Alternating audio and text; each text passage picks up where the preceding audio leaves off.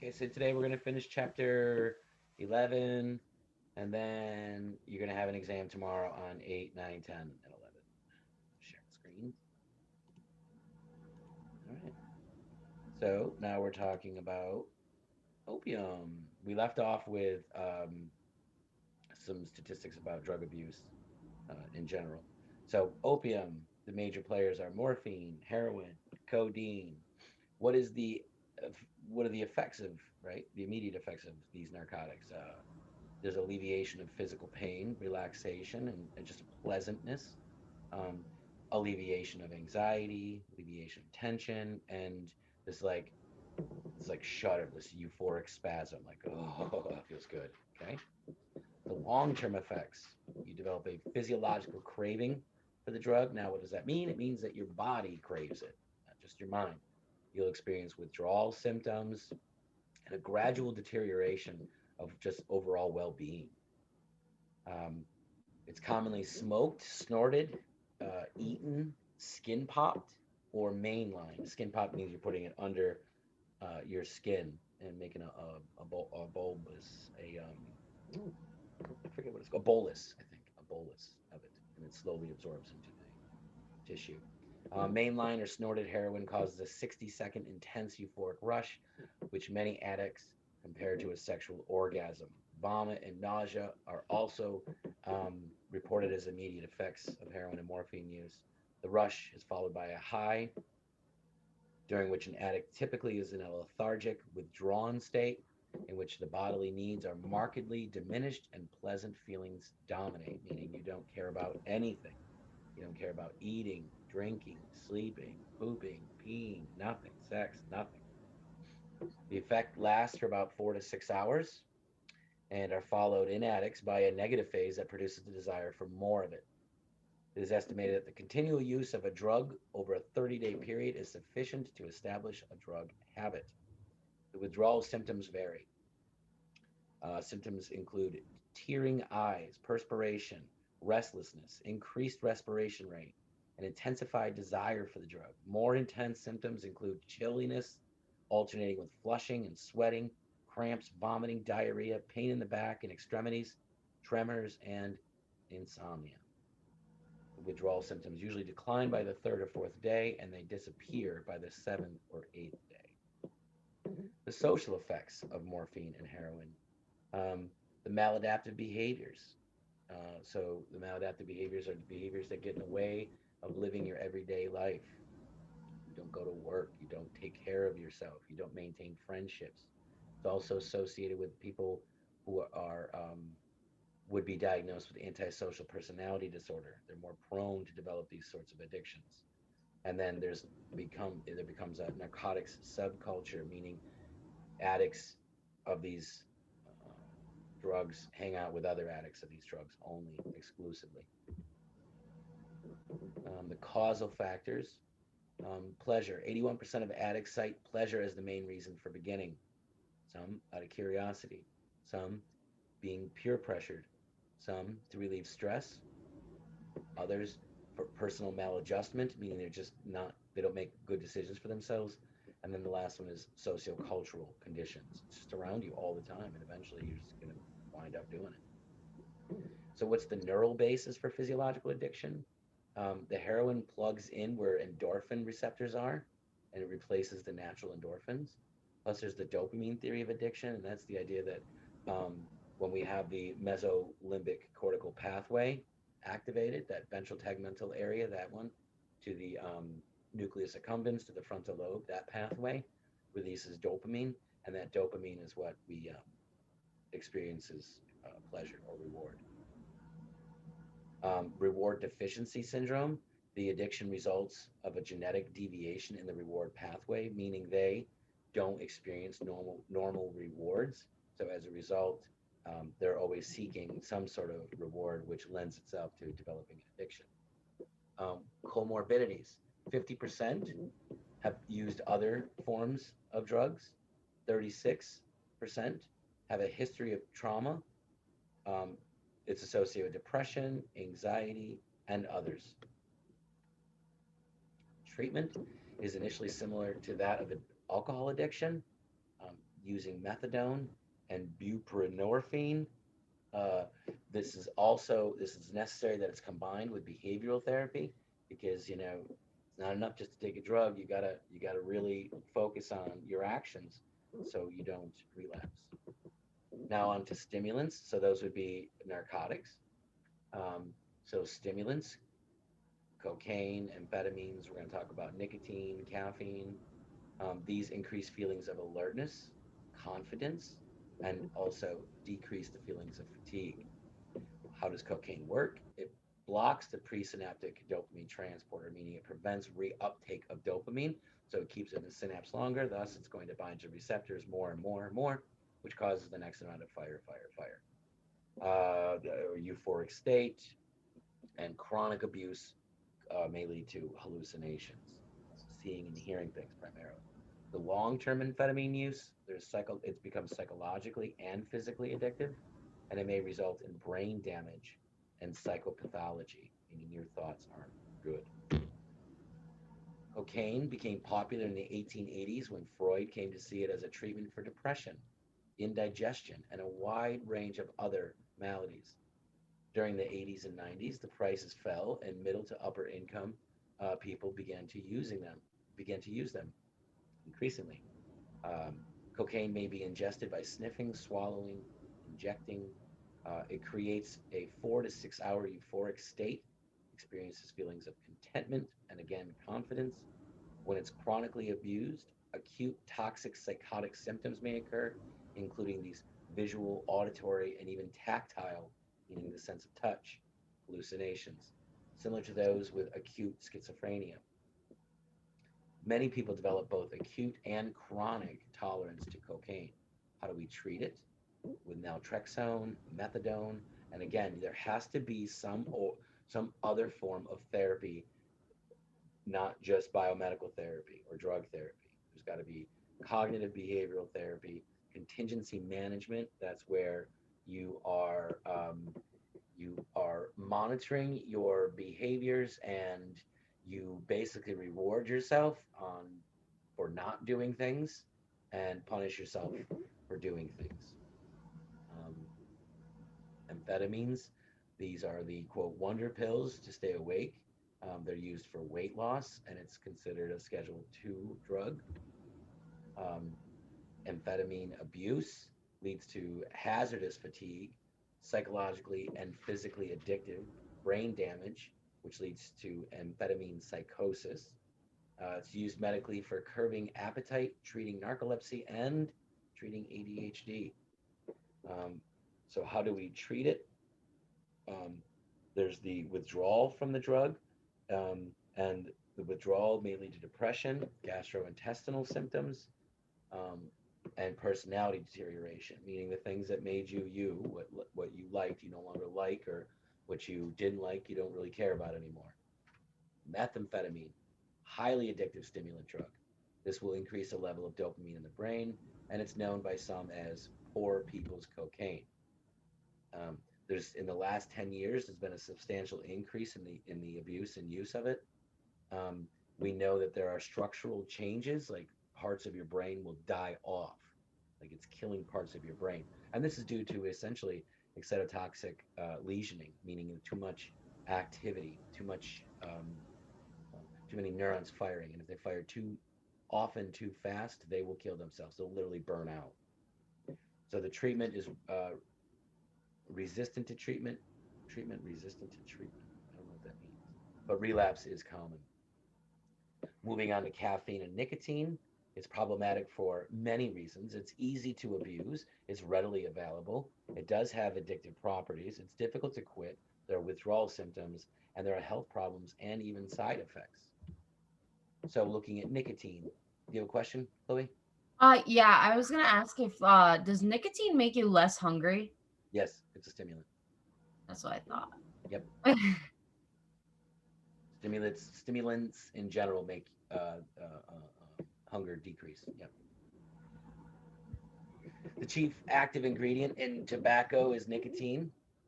The number of Americans ages 12 and older who use some form of tobacco is 71 million people, or about 28% of the population. Strong evidence exists for a nicotine dependence syndrome. Um, this is observed as being highly prevalent among those with anxiety disorder as well. So people use it to calm down, which is weird because it's a sticker. The tobacco withdrawal disorder results from ceasing or reducing the intake of nicotine containing substances after they have developed a physical dependence on them. And the symptoms continue for several days to several weeks, depending on the extent of the nicotine habit. So, how do you treat the withdrawal? Support groups, various pharmacological agents to replace the cigarette consumption with safer forms of nicotine, like nicotinic gum, candy, or patches. There has to be self-directed change where the individuals guide their own behaviors. The professional treatment using psychological procedures such as behavior or cognitive-based interventions. But most quit smoking programs average about a 20 to 25% success rate, although rates have been reported to be higher with treatment. Um, the use of bupropion, I feel like there's another name for that. I mean, yes, Zyban, but there's another one. Anyway, in preventing relapse for smokers, trying to quit has been promising. So there is some biomedical promise, drug promise. Sedatives, barbiturates. This is a depressant now, right? Essential nervous system depressant that are similar to the depressed effects of alcohol. Um, it was once widely used to induce sleep. So, what are the outcomes from abusing these? You develop a physiological and psychological dependence, and the most common uh, attention that it gets is from lethal overdose. I'll just say that. Barbiturate users and withdrawal. The dependence tends to be middle-aged people, and it's the withdrawal is the key treatment issue. Right, once they experience the withdrawal, like I can't do this anymore. Hallucinogens. We got LSD or acid, mescaline, ecstasy, psilocybins, mushrooms, right? So the LSD experience creates a change in sensory perception that lasts about 8 hours. The range of experiences could be very pleasant or even terrifying. Um, there's a flashback at some later point, like it could be years later. It's almost like you're tripping again. Popularity has waned, but it's still part of a wave culture. Mescaline and psilocybin creates reality distortions. Mescaline is from the peyote cactus, and psilocybin is from those magic mushrooms. Ecstasy is both a hallucinogen and a stimulant. It's similar chemically to methamphetamine. Um, it's getting more and more popular. The rush and well-being, and there are serious people do experience the rush and the sense of well-being, but there are serious adverse consequences. It's increasingly popular among young adults. So, what are some basically people overheat? That's what happens with ecstasy. Marijuana, the effects of marijuana, euphoria, increased feelings of well being, heightened perceptual acuity, relaxation, hallucinations, as in like visual, auditory, even tactile ones. What it doesn't mention is that some people, like myself, get extremely paranoid. So if you haven't tried it, you may want not to. I don't know. I don't know. The treatment, psychological treatment methods. Moving on. Wait. Oh, I thought they. I honestly thought marijuana wasn't addicting until I tried it, and then I had to stop. Mm.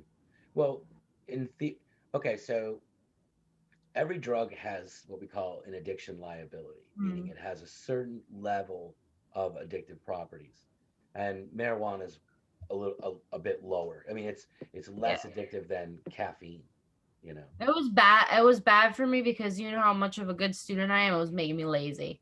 Yeah, it So does. It makes you content. For some people, yeah. I can't imagine you smoking. That's so funny. That is so funny. last month, that's all I did. Really? Yeah. Wow. And then I got in trouble, and now I obviously can't do it, and I'm glad I did because I would Was have it failed. I feel like because I what wasn't on my was it ball. affecting your health in any way? No, it was like for my mental health, it was helping out so much. Uh-huh. And I didn't get paranoid on it. Like I went past the point of being paranoid. I don't know. Were you paranoid in the beginning? Wait, my first couple times, yeah. And then I realized like you gotta like do it more to not get paranoid. See, now that's I just and all of my friends would tell me that. They'd be like, you just gotta keep you'll see it gets You better. gotta you gotta keep going. I just couldn't do it. I couldn't. I I know it surprises a lot of people that I did it, but I yeah. got bad. Hmm. Like I was doing it every day, all day. And I was Wow. surprised you didn't notice when I was on Zoom because I was just like sitting there. No. Yeah. I mean, I just thought you were tired. Huh. Well. Well. The more you know. Yeah. Yeah. But both of you know my opinion on marijuana. I do think that it should be legalized. I know. I wish I could do it. I honestly wish I could do it at night Hmm. to relax, but Hmm. like like me, like I have a very addictive personality. Hmm. Like That's cuz exactly how I am too. both my parents were my real father's still a drug addict. My mom is 13 years sober, and Hmm. I just have it in my blood. And I had to do it, and I kept doing and doing and doing and doing. And Hmm. I like my when my parents found out, they had to take me away. Remember the house that I was staying at that was next to your friend's house where you're building at? Yep. That's where I was doing it a lot Oh. with him, and I had to be taken away from that because I was getting so bad. Mm. I wish I could do it in what's the word? Moderation. Moderation, yeah. Mm. But I've always been grateful for my paranoia with mhm, marijuana mhm. because um, I feel like if I wasn't paranoid, then I probably would have tried other things. That's what where I was heading. That's why I had to stop Yeah. because And I think, 'cause yeah, I knew if I was high and I was offered something, even though yeah. I tell myself I would never do that, Hmm. but I knew if I was in that situation, I would Sure. do it. Yeah, lower your guard a little bit, huh? That's why I Yeah. had to get Yeah. myself out of that situation. Yeah. No, I think that's good. Now, before we move on, though, as I said, I am pro legalization, and I Oh want it yeah, me too, taxed, and I want it 100%. regulated, and I want it everything the way it's supposed to be. But it's important to note that it should not be used by adolescents. It should not be used until someone has reached about the age of 25 when their brain is fully developed, Yeah, because there are lasting impacts. yeah. So just want to get that out there. Okay. I 100% agree with you. Alcohol is the one that should be made illegal. Um, but whatever, Yeah. for real. That's something I've not done. Yeah, don't please. That's the worst thing you could do, basically. Anyway, Mhm. anyway, marijuana. We have synthetic cannabinoids that mimic the effects of THC, the active plant-derived substance in marijuana. There's spice, K2, blaze, but there are serious adverse side effects. Then we have synthetic cathinones that mimic cocaine and amphetamines, like bath salts, and these also have serious adverse side effects. So stay away from those. And then lastly, gambling disorder.